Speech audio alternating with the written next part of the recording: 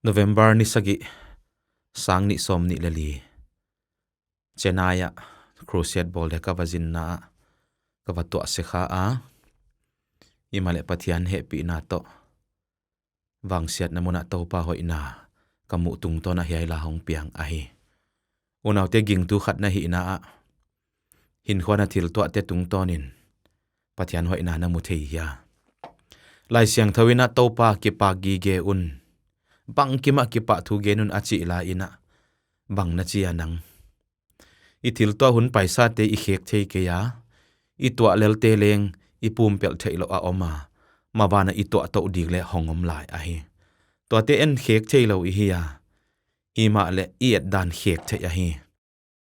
hak sat na top kho ka le to pan hon sin sak nop om gi ge a hi manina hak sat na buai na tuam te tak sap na te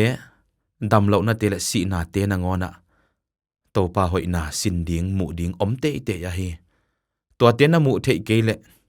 nang agim thon athuak thon hiding na hi to pa hoi na mu kisin leng khalama to panon sin sak no pom on pi nop dan khat om gi ge a hi manin to pa hoi na mu kisin in to hi manin na even at the worst moment of our life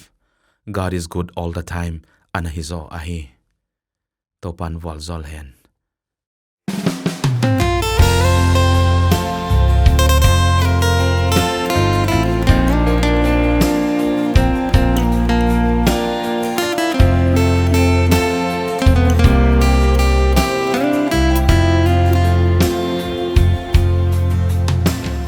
ni khat ka da in ni za ka ki pa hon phok sa ni khat ka nat in ni za ka dam hon phok sa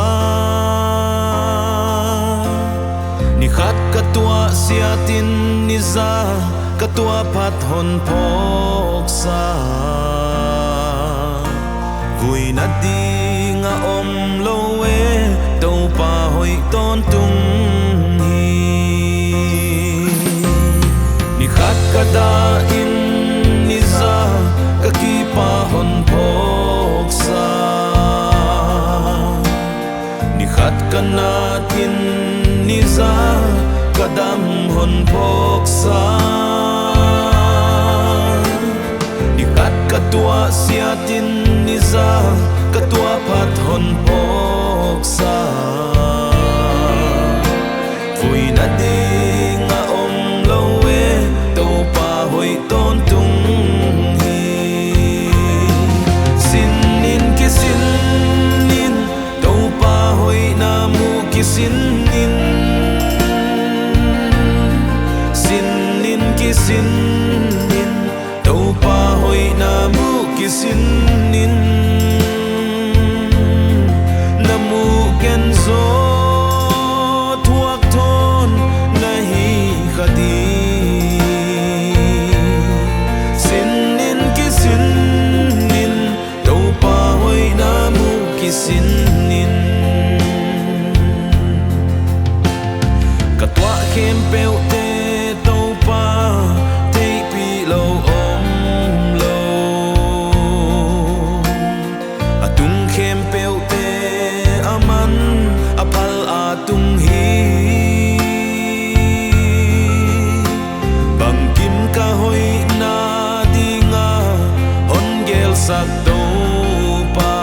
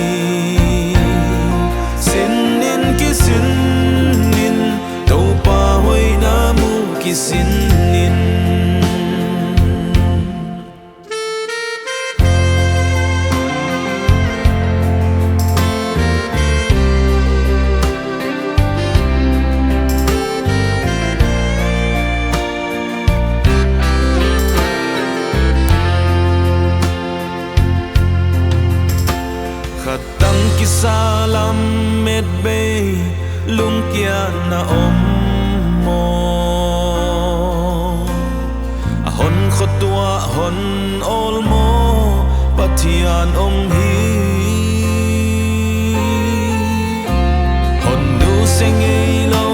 hon tai san ngei lo to pa lung lao lao in muang mai in to pa hoi ton tung hi sin in ki sin in to pa hoi na mu ki sin in sin in ki sin in to pa hoi na mu ki sin in na mu ken zo thuak thon na hi khadi sin in ki sin in to pa hoi na mu ki sin in na mu ken zo thuak thon na hi khadi sin in ki sin in to pa hoi na mu ki sin in sin in ki sin in to pa hoi na mu ki sin